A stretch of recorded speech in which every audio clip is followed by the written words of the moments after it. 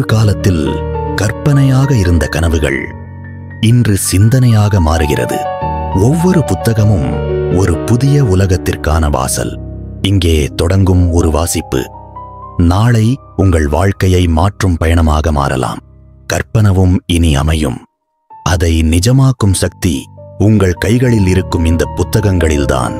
வாருங்கள், புத்தகங்களோடு பயணிப்போம், அறிவோடு உயர்வோம்.